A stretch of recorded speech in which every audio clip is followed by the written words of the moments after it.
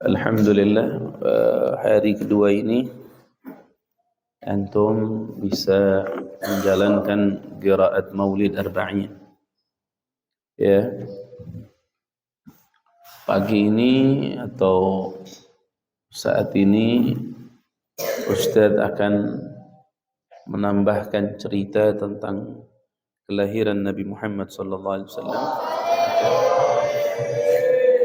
dari sisi satu bait yang disampaikan oleh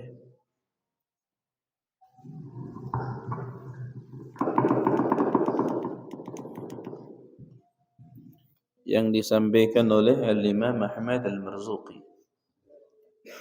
Beliau katakan apa? Mauliduhu bi Makkatal Aminah, wafatuhu bi Thaibatal Madinah. Sebentar. Kalimatnya perhatikan. Mauliduhu bi Makkatal Aminah. Lahirnya Nabi Muhammad itu di kota Makkah Aminah. Wafatuhu dan wafatnya Nabi Muhammad bi Thaibatal Madinah, di kota Thaibah Madinah. Ini aulad, asma' barakallahu fikum.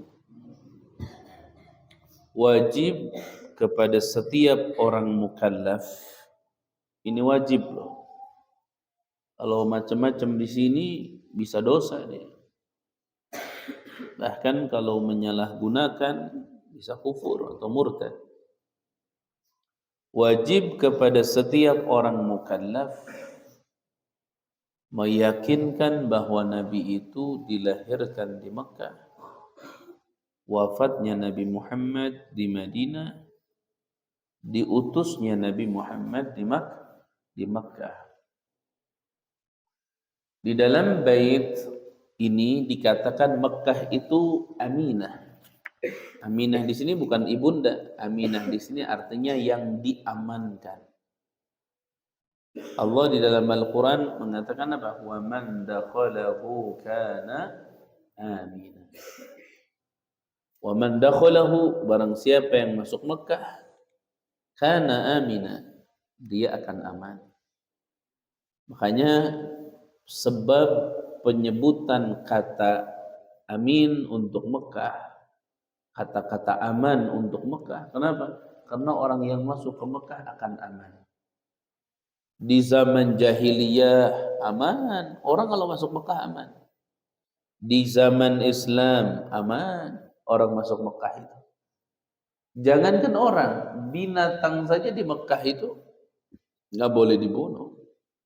Pepohonan yang masih basah itu tidak boleh dipetik, tidak boleh ditebang, terkecuali obat atau itu nggak boleh ditebang.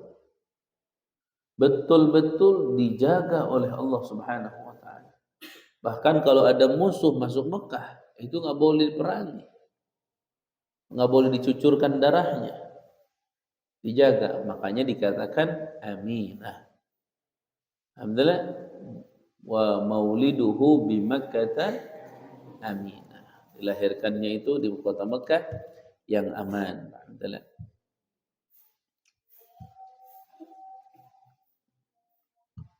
Kemudian auladi, menurut pendapat yang mu'tamad, al-qaul al-mu'tamad, musannif yaqulu wa'alam annahu sallallahu alaihi wasallam wulida ala sahih inda tulu'il fajri yawm al-ithnain لاثنتي عشرة ليلة مضت من ربيع الأول عام الفيل. Qaul yang mu'tamad itu Nabi Muhammad sallallahu alaihi wa alihi wasallam, beliau itu dilahirkan pada waktu subuh. Ada mu'tamad. Alhamdulillah, al-mu'tamad Nabi Muhammad SAW dilahirkan itu waktu subuh, sabah, inda tulu'il fajr. Yaumul Itsnin, dilahirkannya Rasulullah SAW pada hari Senin. Pada hari Senin. Tanggal 12 Rabiul Awal, Amal Fil, pada tahun Fil. Tahun Fil itu tahun gajah. Alhamdulillah, ada mu'tamad. Wa wulida sallallahu alaihi wasallam rafi'an basarahu ila sama. Nabi Muhammad sallallahu alaihi wasallam ketika dilahirkan, mata beliau memandang ke langit. Mata beliau itu pas dilahirkan memandang ke langit. Matanya Nabi Muhammad. Wadi'an yadayhi bil ard. Dan Nabi Muhammad SAW menyimpan kedua tangannya di bumi. Hayat seperti orang bangun dari sujud. Makhulan, matanya itu sudah pakai celak. Nadhifan, bersih, nggak ada darah, nggak ada air ketuban, nggak ada. Masrur, ay maqtu'a surrah, pusarnya itu sudah rapi. Umumnya bayi kalau dilahirkan pusarnya itu lepas itu 7 hari, 8 hari. Jadi maqtu'a surrah, terputus itu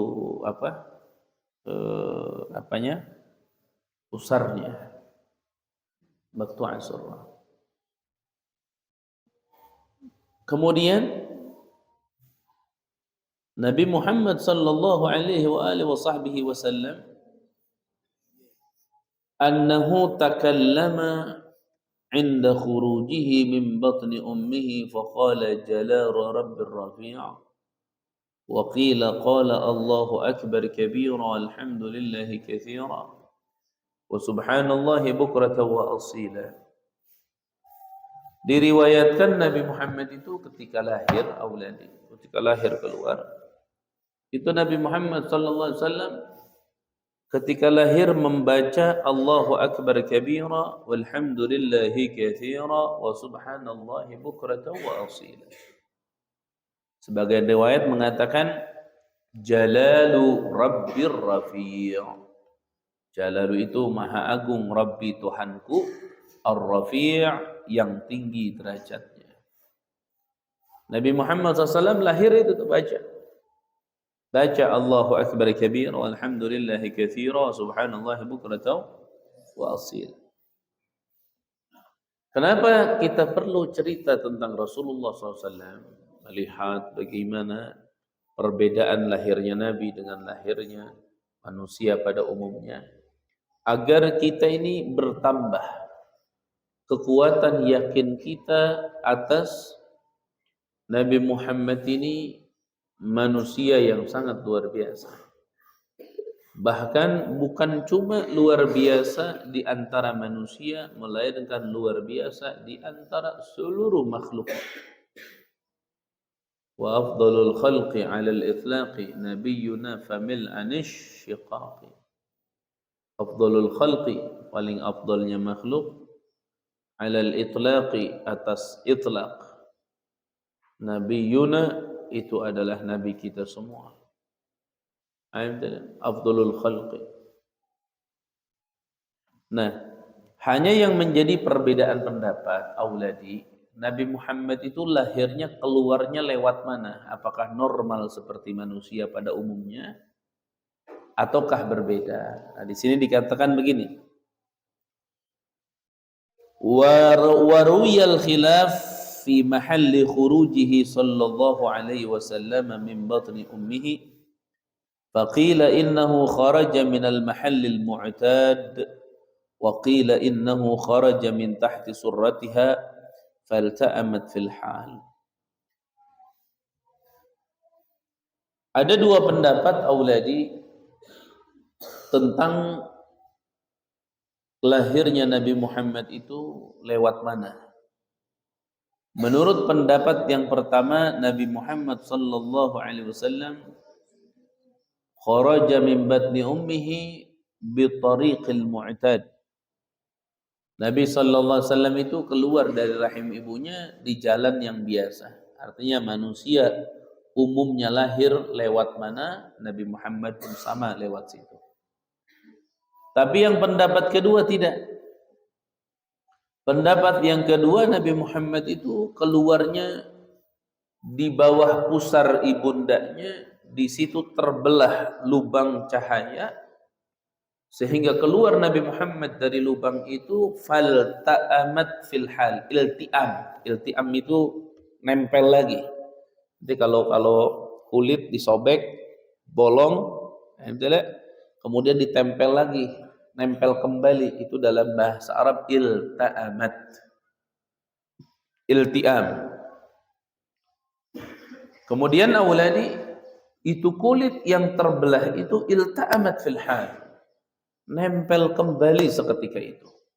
Karena khusus Allah buka di bawah pusar ibunda Aminah ini untuk keluarnya baginda Rasulullah SAW. Wal ta'amat fil hal, seketika itu nempel lagi, itu belahan atau kulit yang terbuka di bawah pusar ibunda Aminah radhiyallahu taala anha. Ulama-ulama ternyata banyak berpendapat Nabi Muhammad itu keluar bukan di jalur yang normal biasa, tapi di bawah pusar itu. Kenapa demikian kok berbeda dengan manusia yang lain pada umumnya? Jawabannya, karena mukjizat untuk kanjeng Nabi Muhammad sallallahu alaihi wasallam. Alhamdulillah.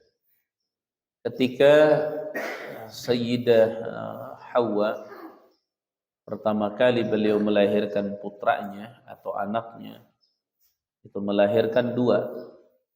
Pertama adalah Qabil, kemudian kembarannya adalah Iqlimah.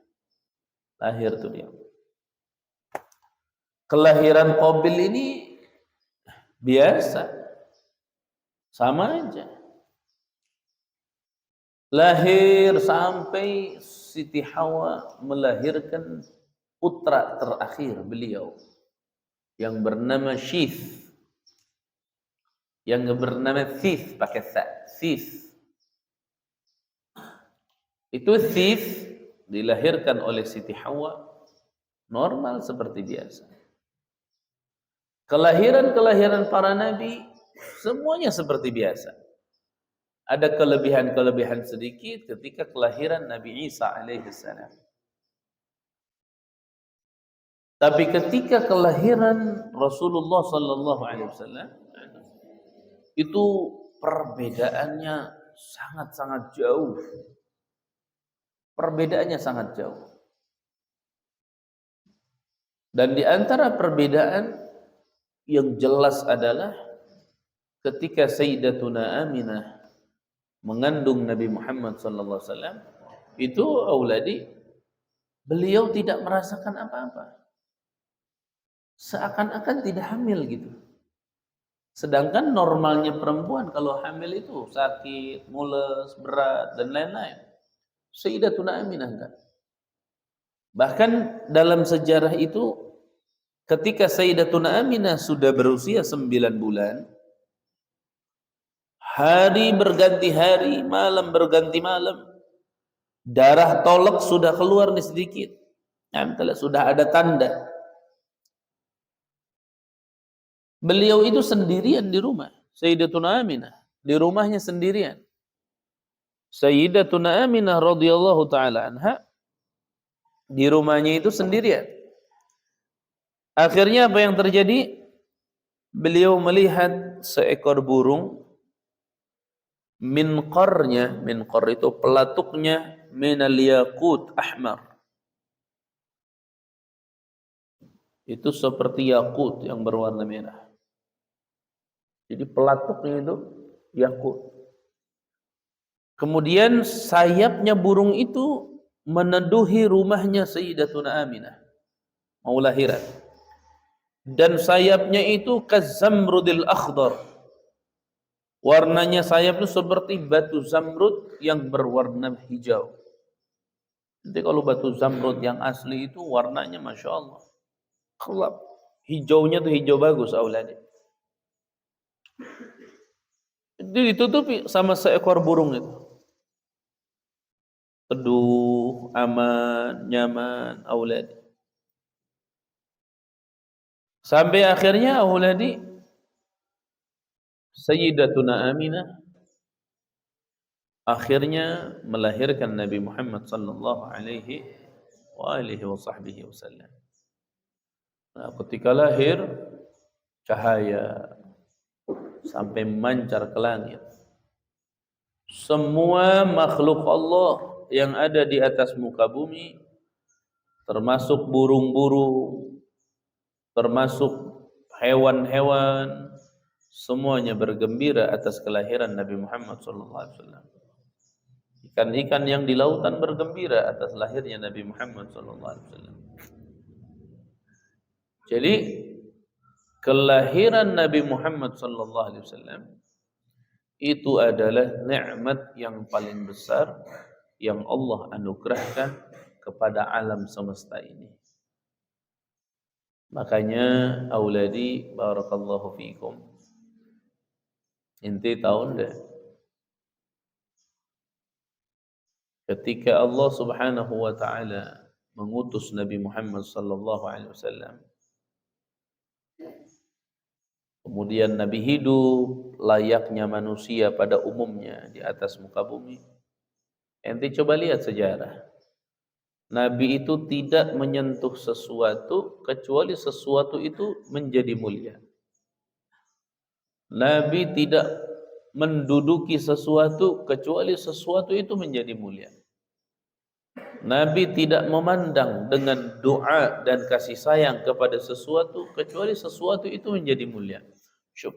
Ini Nabi Muhammad SAW itu auladi menjadi sebuah kunci utama bagi kemuliaan siapapun yang mengharapkan mulia di sisi Allah. Nama Nabi Muhammad SAW. Inti kayu, kayu. Apa mulianya kayu? Kayu di pinggir jalan banyak. Banyak tuh di pinggir jalan banyak ini. Mau kayu mahal, kayu murah banyak. Tapi ketika potongan kayu itu dipegang oleh Nabi Muhammad SAW, dijadikan tongkatnya Nabi Muhammad SAW, kayu itu menjadi kayu yang sangat istimewa. Sampai sekarang dijaga di museum, dirapihkan, diinikan, dijaga. Kenapa? Karena kayunya Nabi Muhammad SAW. Bahkan bukan cuma di dunia, di akhirat juga. Keledainya Nabi Muhammad. Keledai. Tapi karena ditunggangi Nabi Muhammad, keledai itu menjadi keledai surga. Al-jidh'. Jidh' itu kayu yang dipakai untuk duduknya Nabi ketika khutbah. Mimbar. Menangis ketika diganti. Makanya Nabi Muhammad sallallahu alaihi wasallam menghentikan tangisannya kayak anak kecil minta jajan, nangis. Sampai sahabat ngedengar semua. Haninul jidh'. Sahabat dengar semua. Akhirnya sama Rasulullah SAW, berhenti, jangan nangis. Ente nanti menjadi kayu untuk ana di surga. Di surga kayunya. Setiap yang nyambung ke Rasulullah sudah punya kemuliaan.